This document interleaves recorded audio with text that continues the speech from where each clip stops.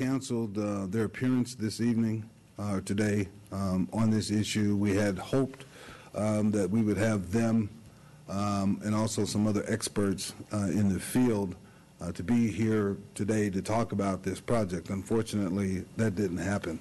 And as a result, it has upset some people, and I certainly understand that. I feel as though I need to comment on what was stated or quoted, how I was quoted at this meeting today. It's true I did meet with about 20 individuals several Fridays ago. It is true we talked about the Ag Park. As a matter of fact, it was an information gathering session more for me because I was unaware of some of the issues and some of the issues that the folks had. But in that discussion, I relayed to the group that in my relatively short period of time here in reviewing documents, I noted that it appeared that we, the city, made two mistakes. And I interchanged the word mistakes and we made errors. And we spent 2 or 3 minutes discussing the definition of the word error and mistake. You remember that? I do. All right.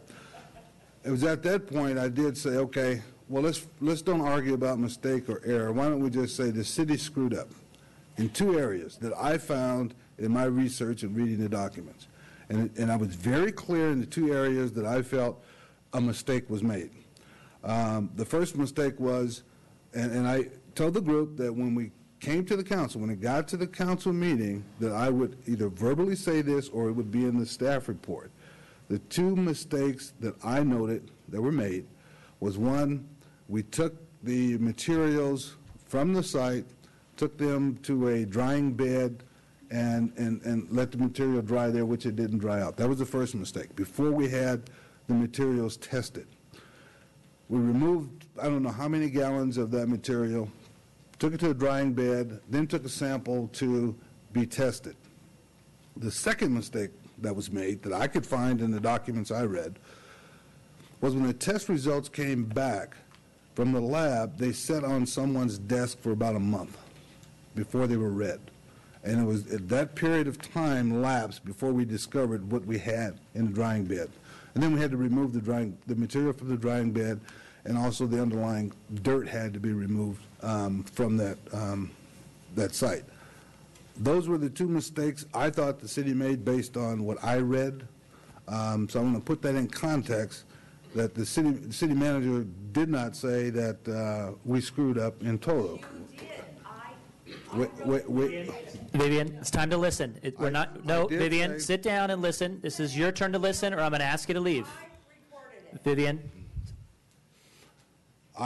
Well, I would love to hear the recording. Okay, But I do distinctly... You're disrupting the meeting. I do distinctly remember saying and specifying the 2 areas of concern I had as a city manager about what happened at the Ag Park based on what I read in my research. And I did commit to the people in the meeting that I would bring it up at a meeting. It would be in a staff report, and I would verbalize it at the council meeting and acknowledge that those 2 mistakes were made based on what I read. And that's the sum total of what I said in the meeting. So I want to put some context to it. In subsequent meetings, I did say this, and I want to be upfront and on the record, that I would also recommend to the city council, when we got to the meeting of the report, that maybe we ought to consider testing some of the properties around the Ag Park to put to rest once and for all that the property is contaminated. I asked the group, I even charged the group with an assignment. I said, I will ask the city council to do this. You folks pick 10 properties, and we will get 3 different testing companies. You pick 2 of the testing companies, and let them, and then we'll get releases from the properties. We would write the releases up.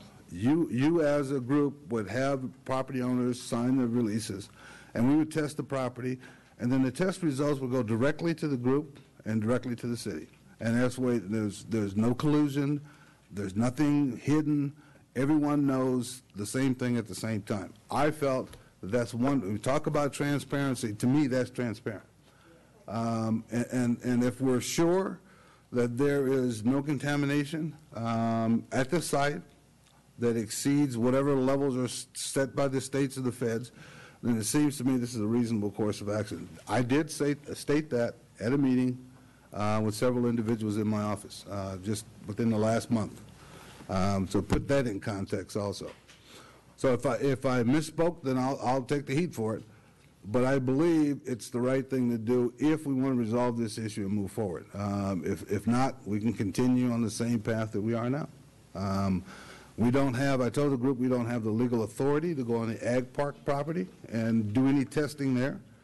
But if there are homeowners in the area that feel their property is contaminated as a result of what happened at the ag park or what was dumped there, because no one has or supplied me with any medical evidence, any scientific evidence that there is contamination, that we ought to find out once and for all if it's there.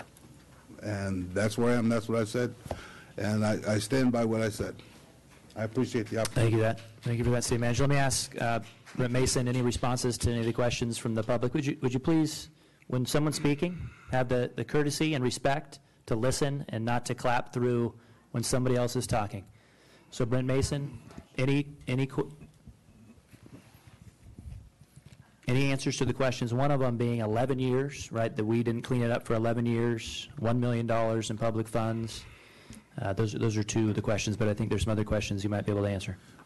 Those aren't questions that I would be in a position to address.